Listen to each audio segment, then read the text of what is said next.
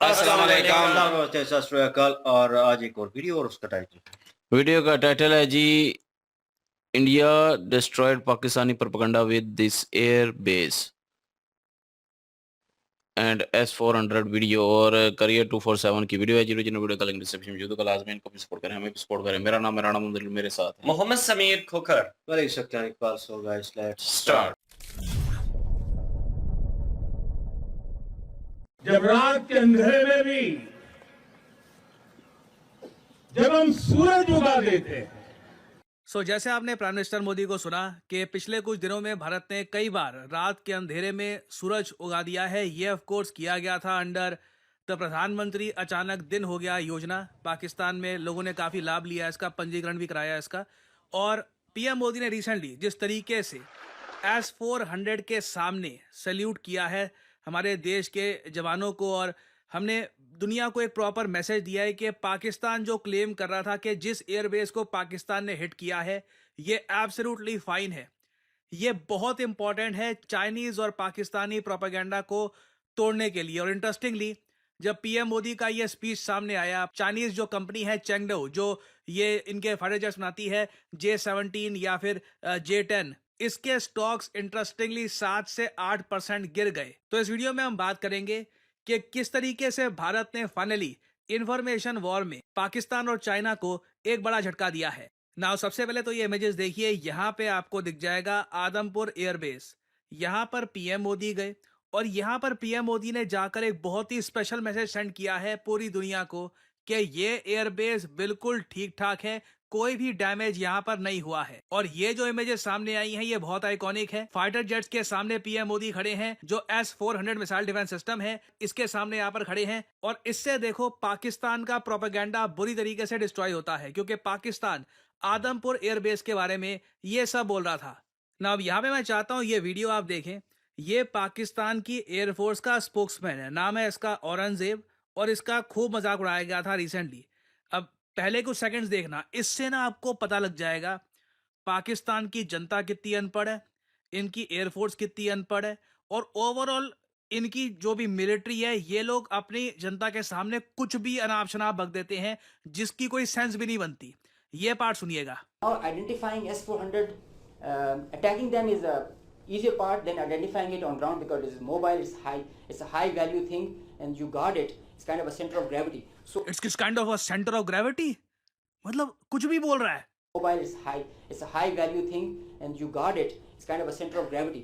Centre of gravity बोल देता हूँ, जनता भी अनपढ़ है, कोई पूछेगा नहीं सर इसका क्या मतलब होता है centre of gravity S-400 missile defence system. This just shows कि यहाँ पे इस देश में ना क्वेश्चन करने वाला साइंटिफिक माइंड वाला या तो कोई है तो चुप होके बस देखता है कि उसने बोला तो मुझे उठा के ले जाएंगे, या तो बाकी अनपढ़ है, उनको लगता है कि हाँ ठीक है इंग्लिश में बोल रहा है सब कुछ ठीक ही बोल रहा होगा ना। इसने अपनी तरफ से यहाँ पे कुछ फोटोज दिखाई जिसकी कोई सेंस नहीं बनती। ज्यादातर फोटोज बस ये दिखाती है, लोकेशन दिखाती है, ठीक है। इन लोगों के पास बिफोर की फोटो थी, आफ्टर की फोटो थी भी नहीं। They literally have no satellite proof कि इन्होंने कहीं पे कुछ अटैक किया है। और इस पर्टिकुलर केस में ना पाकिस्तान एक्सपोज तब हो गया जब औरंगजेब ने ना ये बोल दिया कि जी हमने ये हमला किया था आदमपुर पे। स्लाइड देख रहे हो, Pakistan air force response targeting S-400 at Adampur. Now India ने दोनों S-400 मिसाइल डिफेंस सिस्टम की जो बैटरी है ये दुनिया के सामने रखी। आदमपुर एयरबेस भी दुनिया को दिखाया कि कुछ यहां पर हुआ नहीं है, ये बस पाकिस्तान का बेसलेस प्रोपेगेंडा है। हमारे पास जेन्युइन एविडेंस है, सैटेलाइट इमेजेस है कि कैसे पाकिस्तान के एयरबेसेस को टारगेट किया, इनके टेरर कैंप्स को टारगेट किया। जबकि ये लोग जो एक थोड़ा बहुत प्रोपेगेंडा करने की कोशिश करते हैं आदमपुर का, उसे हमारे प्राइम मिनिस्टर खुद आदमपुर में जाकर डिस्ट्रॉय करते हैं ना। पहले तो हमने एक्सपोज किया कि पाकिस्तान ने जेन्युइनली कोई भी अटैक नहीं किया था आदमपुर पे, ये कुछ कर ही नहीं पाए थे वहां पर। फिर उसके बाद ना जैसे हमने चाइना को एक्सपोज किया है, ये भी मैटर करता है। चाइना के जो मिसाइल है PL-15, आपको याद होगा बहुत पहले मैंने वीडियो बना दी थी कि चाइना के PL-15 मिसाइल्स ये पाकिस्तान को दिए जा रहे हैं। और इंटरेस्टिंगली पाकिस्तान ने यही मिसाइल्स इंडिया के अगेंस्ट यूज किए, मगर ये मिसाइल्स हमको लिटरली काफी हद तक अच्छी कंडीशन में मिले हैं भारत की धरती पर।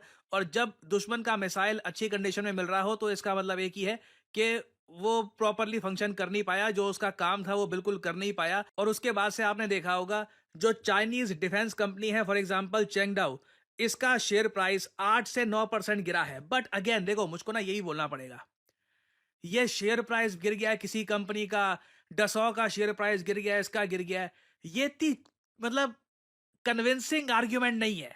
मैं आपको बताता हूं क्यों। अब ये आपके सामने है फ्रेंच कंपनी डसॉ की शेयर का प्राइस, ठीक है। 6 महीने पहले ना ये शेयर 190 यूरो के आसपास था।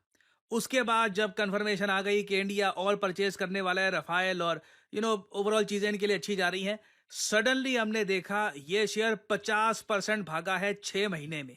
लोगों ने खूब पैसा कमाया, एक टाइम पे आके प्रॉफिट बुकिंग भी आती है। पिछले 5 दिनों में हमने देखा 6-7% के आसपास गिर गया 50% भागने के बाद।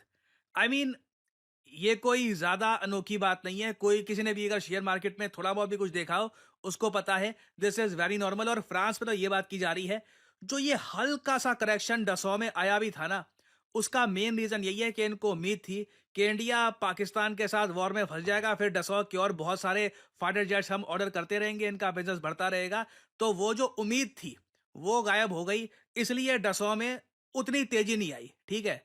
अब सिमिलर बात है चेंगडाओ का। अगर मैं आपको दिखाऊं चार्ट, चेंगडाओ का शेयर प्राइस आप अगर देखोगे तो पिछले कुछ हफ्तों में ये थोड़ा बहुत भागना शुरू हुआ था इस उम्मीद से कि पाकिस्तान और बहुत सारे फाइटर जेट्स परचेज करेगा, क्योंकि इनके पास अब आईएमएफ का पैकेज भी आ गया है।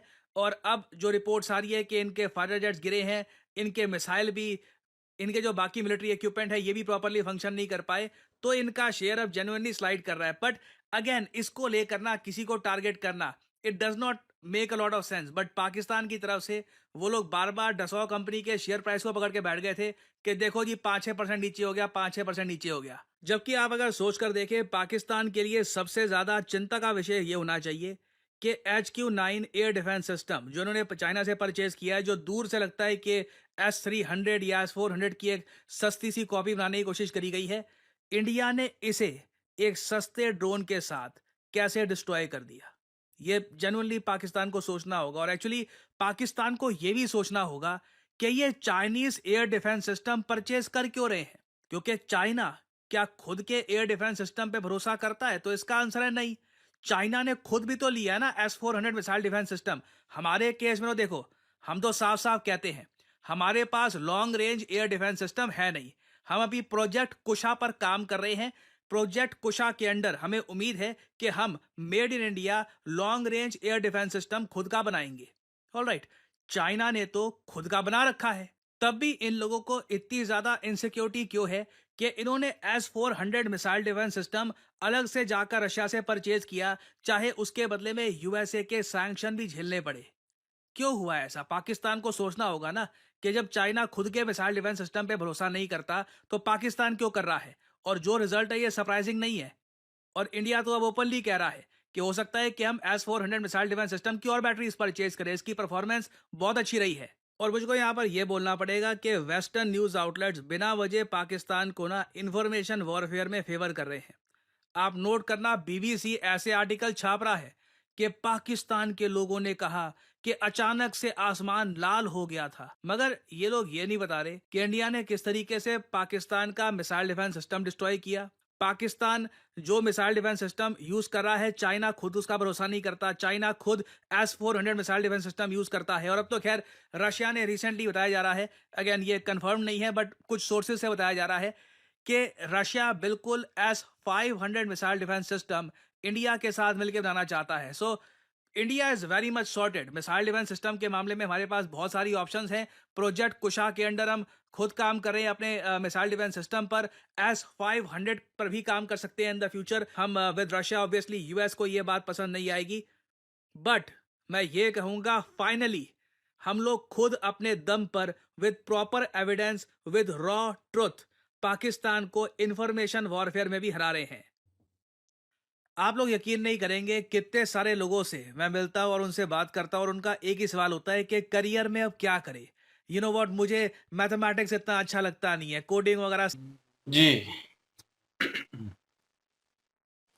जी बिल्कुल, ये पाकिस्तान के सोशल मीडिया की तरफ से ये बड़ी ही अफवाह फैली हुई थी कि जो अदमपुर एयर बेस है वो डिस्ट्रॉय हो चुका है और पाकिस्तान के जो फाइटर जेट हैं वो वहां पे गए हैं और अदमपुर जो है वो पूरी तरह से तबाह करके तो वापस आए हैं। तो पाकिस्तानी सोशल मीडिया के ऊपर तो बड़े खुश थे इस चीज को लेकर कि भाई ये तो बड़ा कारनामा दिखाया है। तो उन सारी चीजों को जब हिंदुस्तान ने देखा है तो वहां के जो प्राइम मिनिस्टर हैं नरेंद्र मोदी साहब, वो इस चीज को देखने के लिए गए हैं कि भाई जाएं तो सही, देखें तो सही कि आदमपुर जो एयर बेस है वो कितना तबाह हुआ है। फिर वहां पे जाने का मकसद ये था कि दुनिया को वो दिखा सकें कि जो पाकिस्तान की तरफ से सोशल मीडिया पर एयर बेस तबाह किया गया है वो तो बिल्कुल सही सलामत है, उसे तो एक जरा भी क्षति नहीं पहुंची, 1% भी नुकसान नहीं हुआ। फिर वहां पे एयरफोर्स जो है उनसे मिले हैं, उसके बाद उनकी जो आर्मी थी उनसे मिले हैं, फिर वहां पे स्पीच भी की है नरेंद्र मोदी साहब ने। और वहां पे जाने का मकसद ये था कि एक तो दुनिया को दिखा सकें कि जो आदमपुर एयर बेस है वो बिल्कुल सही सलामत है, और दूसरी जो पॉइंट है वो ये था कि अपनी जो फोर्सेस हैं उनका हौसला बढ़ाने के लिए, उनको शाबाश देने के लिए, उनको एप्रिशिएट करने के लिए वो वहां पे गए थे। जो भी उन्होंने अपनी बहादुरी के कार्य दिखाए हैं वो सब वहां पे उनका जिक्र हुआ है। और मोदी साहब जो हैं उन्होंने अपनी स्पीच के दौरानिया सबको मुबारकबाद पेश की और सबको कहा कि हमारी जो एकता है इसकी वजह से आज जो हिंदुस्तान है वो बिल्कुल कह लें कि इतना ज्यादा नुकसान में नहीं गया। हालांकि जंग है, जंग में नुकसान तो होते हैं, दोनों साइडों पर नुकसान हुए हैं, ये नहीं कि बिल्कुल भी नुकसान हुए नहीं है। लेकिन आदमपुर को लेकर जिस तरह से सोशल मीडिया पर एक कह लें कि फेक न्यूज़ चलाई गई है, उस चीज़ को यहाँ पे शो किया गया है कि भई इस तरह का कुछ भी नहीं है। और देखें ये चीज़ें होने के बाद ना जो डिफेंस कंपनियाँ होती हैं, चाहे वो चाइनीज़ है, चाहे कोई और हो, उनके शेयर पे फ़र्क तो पड़ता है। अब जो चाइनीज़ डिफेंस कंपनीज़ हैं, उनके शेयर में फ़र्क पड़ा। जो फाइटर जेट थे जो वो पाकिस्तान को देते थे, उनमें ज़ाहिर-सी बात है प्रोग्रेस उस तरह से जब नहीं हुई, तो शेयर पे फ़र्क तो पड़ता है। और दूसरी साइड पर चाइना की ये बात भी सोचने के लिए वाक़ई एक पॉइंट तो है कि चाइना जो है वो एचक्यू जो डिफेंस सिस्टम है उसका, वो पाकिस्तान को उसने दिया है। लेकिन अपने एचक्यू डिफेंस सिस्टम पे उसको खुद यकीन नहीं है, तो इसलिए वो रशिया के पास गया और वहां से उसने S-400 जो डिफेंस सिस्टम है वो परचेज किया है। हालांकि उसके मुतबादिल जो ज़ाहिर सी बात है यूएसए, आप सब लोगों को पता है, वो कतई ही नहीं चाहता कि कोई भी अपने आप को डिफेंस सिस्टम में आगे जो कंट्री है वो बढ़ाए। और यूएसए की हमेशा यही कोशिश होती है कि दुनिया का अगर कोई प्रिंस कंट्री है तो वो सिर्फ और सिर्फ यूएस ही रहे, बाकी जो कंट्री है वो हमेशा पीछे रहे। लेकिन वो सैंक्शन, वो पाबंदियां चाइना ने झील ली हैं, लेकिन S-400 जो डिफेंस सिस्टम था वो परचेज किया है। इट्स मीन कि चाइना को भी वो जरूरी चाहिए था S-400।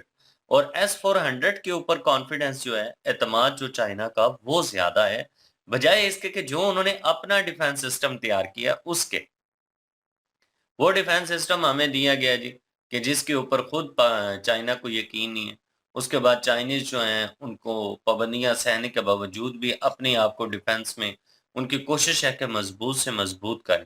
और इंडिया की ये कोशिश है कि जो उनके पास S-400 डिफेंस सिस्टम है वो चाहते हैं कि इससे मजीद आगे काम बढ़ाया जाए, कि लॉन्ग रेंज जो डिफेंस सिस्टम है ना वो भी होना चाहिए। इसके ऊपर भी काम जारी है और अनकरीब मेड इन इंडिया जो लॉन्ग रेंज डिफेंस सिस्टम है वो तैयार करने में कामयाब हो सकती हैं और हो जाएंगे।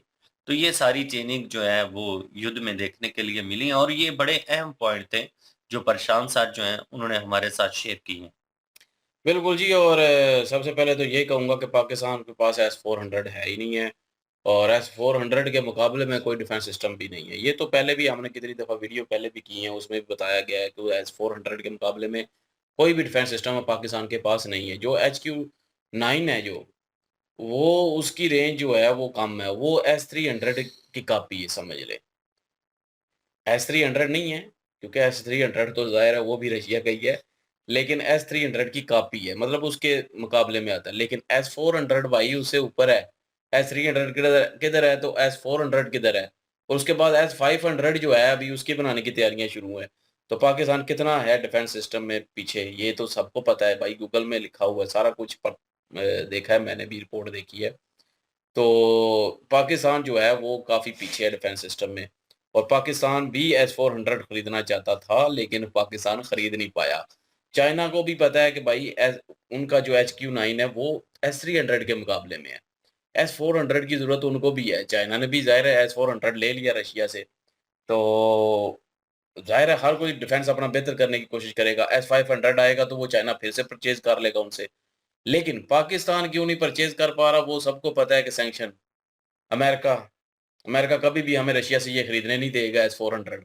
नहीं तो अगर यकीन करें S-400 खरीदने देता तो कब का शायद हो सकता है हम भी परचेज़ कर लेते। पाकिस्तान भी परचेज़ किया होता है S-400।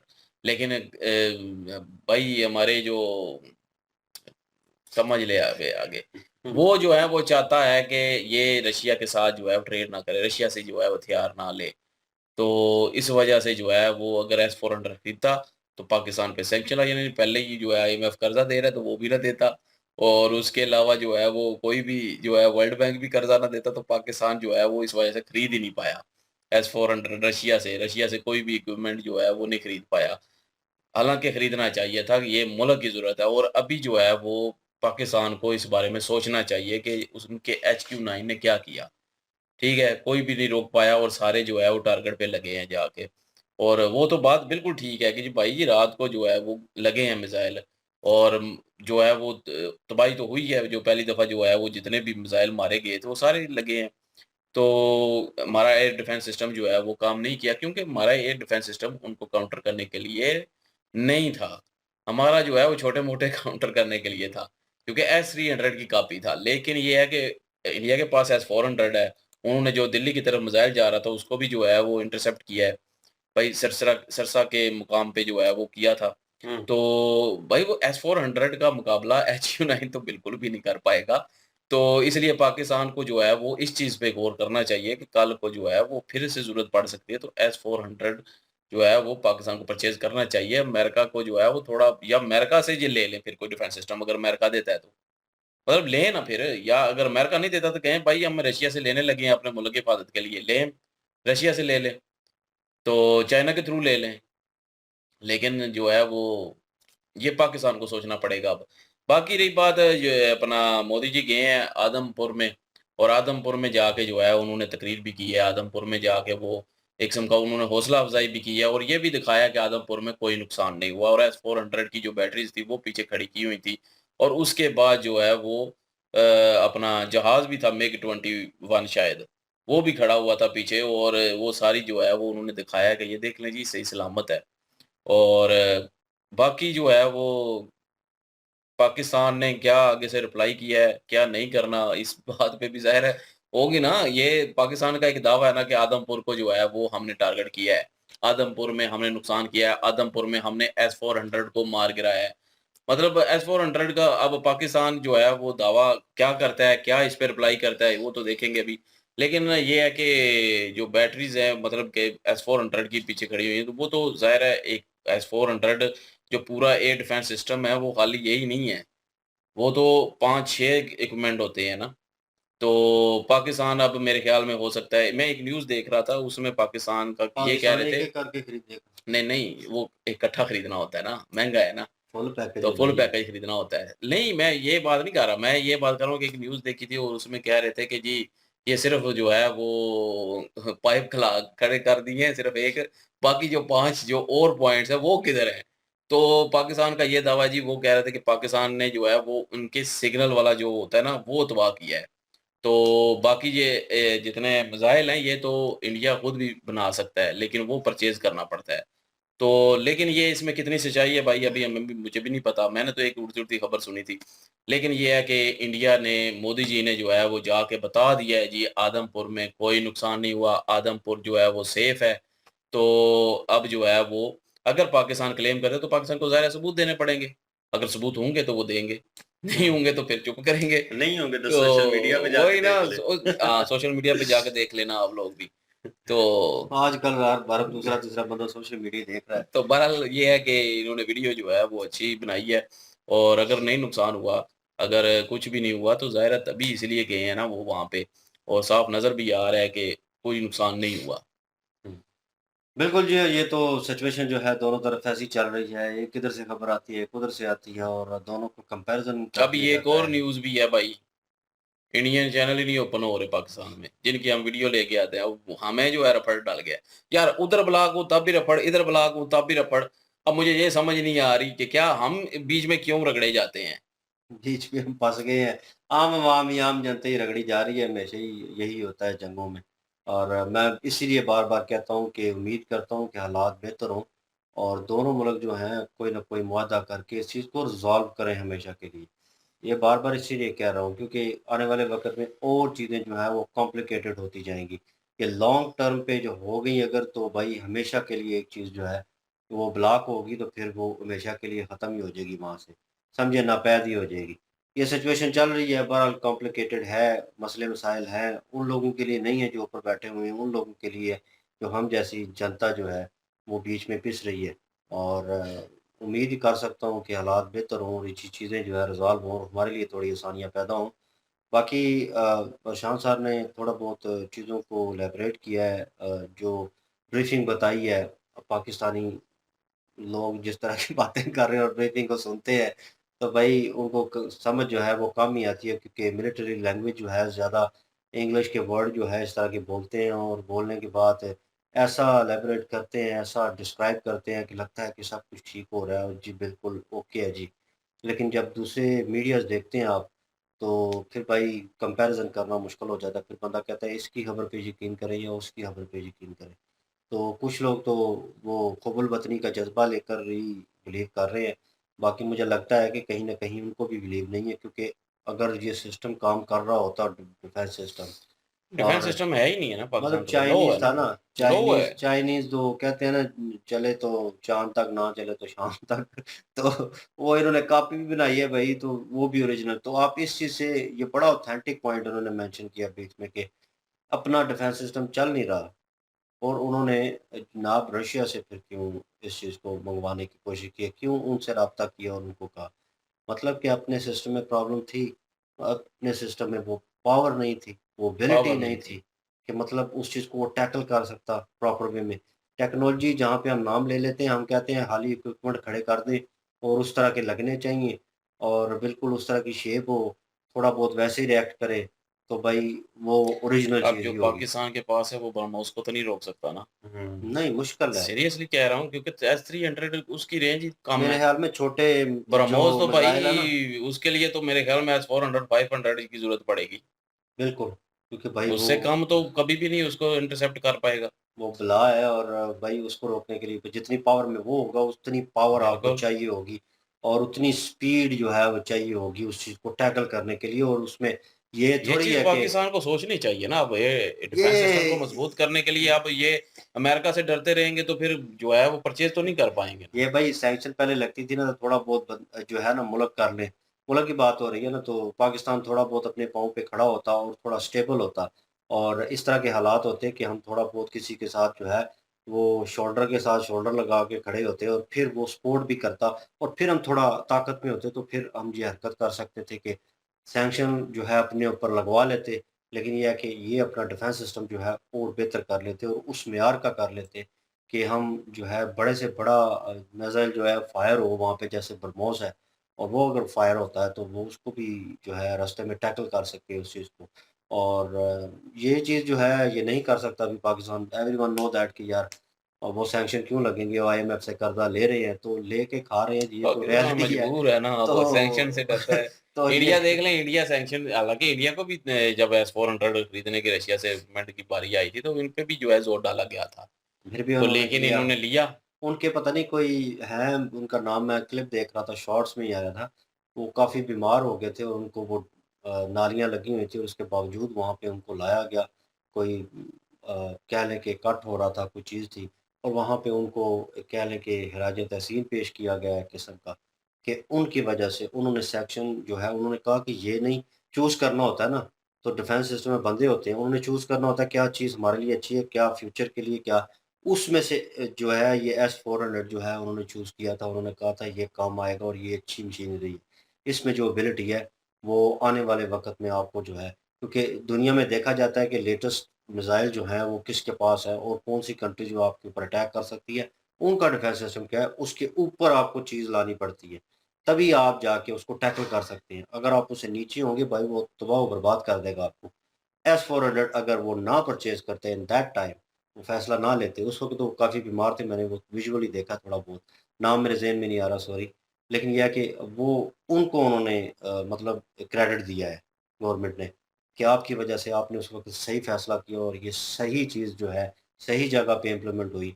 वरना पाकिस्तान ने भी जो अटैक करना था प्रॉपर वे में वो भी बिल्कुल भाई वो लग जाने, वो अगर एस लगने थे। 400 ना होता तो लग जाने वो थे। लगने थे, तो यही चीज़ होनी थी और दोनों तरफ में फिर जो जंग का माहौल जो ओरिजिनल ओपन हो जाना था कि फुल ऑन, वो किसी से रुकना नहीं था। फिर अमेरिका जो बीच में आता उसको भी उन्होंने कहना था भाई 5 की मिनट के लिए ना साइड पे हो जा, वो हमें कुछ करने दे। तो दोनों मुल्कों ने फिर वही करना था। और अभी सिचुएशन जो है चले उन्होंने टैकल कर लिया, इंडिया ने अपनी डिफेंस जो है वो बेहतर कर ली और कहीं बहुत हद तक प्रूव कर दिया कि भाई हम जो है चीज़ों को टैकल कर सकते हैं, कोई हमला करे तो। ये चाइना से अगर इंडिया का मुकाबला होता, ये वाली सिचुएशन होती तो फिर मुश्किल हो जानी थी क्योंकि भाई उनके पास भी डिफेंस जो है बहुत तगड़ा है। हाँ, ठीक है? उन पे भी जो है सैंक्शन लगे थे ना, जब एस 400 जो है खरीदा था रशिया से, हुँ। उन्होंने भी परवाह नहीं की थी। मैं छोड़ो रशिया की बात, रशिया जनाब गुंडा बना हुआ है और भाई कह रहा है लेना है, अच्छा चलो जी, दे रहा है, पता भी है सैंक्शन उस पे भी लगे हुए हैं सैंक्शन, हाँ, रशिया लेकिन पे भी उसके है। बावजूद भी भाई वो कर रहा है। बात ये है कि इंडिया नहीं डरा भाई, चाइना नहीं डरा, पाकिस्तान डरा है। क्यों? क्योंकि पाकिस्तान कर्ज़े पे चल रहा है। महाराज जी खुद करना मुख्तार नहीं है पड़ता ना। है। पाँव पे खड़ा होना पड़ेगा, कुछ बिल्कुल। करना पड़ेगा तभी आप जो है मुल्क स्टेबल रहेगा और चीज़ें जो है बाकी बीच में मेंशन किया है उन्होंने ब्लॉक होने का तो लेट्स सी देखते हैं। करियर ये 247 ये जो वीडियो हम कर रहे हैं, ये भी वीडियो ब्लॉग है बहुत सारे पाकिस्तान का। चैनल जो हैं क्या नाम है मेजर गौरव आर्या जो है चाणक्य मेजरली डायलॉग राइट भी, मेजरली राइट भी, उसके बाद करियर 247 भी, सुशांत सिन्हा भी। स्टडी ये जो आईक्यू मैंने देखे हैं अभी, स्टडी आईक्यू स्टडी आईक्यू भी शायद हो गया है। मैंने ओपन किया तो ना तो चेक किया थोड़ा के मैं मतलब कि ये जो हम जिनकी वीडियो लेके आते हैं वो सारे ब्लॉग हो गए हैं यार। मतलब 4 से अभी 5 आरजे रौनक भाई बचे हुए हैं, आज डिफेंस रौनक है। डिटेक्टिव डीडी रेक्ट बचे हुए हैं। हाँ, वो भी पता नहीं ब्लॉग, या हो सकता है कि कोई ग्लिच ही ना हो, लेकिन इतना सारे चैनल्स के साथ ग्लिच नहीं हो सकता। लेकिन अभी कोई न्यूज़ ज़ाहिर नहीं देखी मैंने, सुबह-सुबह ही जो है ये कारनामे देखे हैं। पाकिस्तान ने पता नहीं ब्लॉक किया है या इंडिया ने अपनी तरफ से जो है पाकिस्तान में ब्लॉक कर दिए हैं।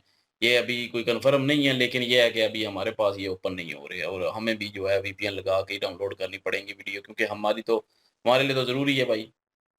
बिल्कुल जी आप लोग रिक्वेस्ट करेंगे और फिर भाई रिक्वेस्ट के हिसाब से जो लेटेस्ट वीडियो आएगी अभी भी मेरे ख्याल में ये थोड़ी पुरानी वीडियो है जी ये निकाली है, कल कल वाली है की ना। है। तो मतलब अभी लेटेस्ट आई होंगी उसके ऊपर। तो हो सकता है आप लोग नीचे रिक्वेस्ट करें कि लेटेस्ट आ गई है उसके ऊपर क्यों नहीं कर रहे। तो यही मसला फ़िल वक़्त फ़िल वक़्त चल रहा है तो इसको रिज़ॉल्व करेंगे, देखेंगे किस तरह इम्प्लीमेंट होता है। हो गया तो ठीक, ना हुआ तो फिर नोबडी नोज़ क्या होगा। बहरहाल जी, आप क्या ओपिनियन रखते हैं कमेंट सेक्शन ओपन आपके लिए। Please do subscribe. इंशाल्लाह मिलते हैं नेक्स्ट वीडियो में। अपना ख्याल रखिएगा, दुआ में याद रखिएगा। तब तक के लिए अल्लाह अल्लाह हाफ़िज़। हाफ़िज़, पीस।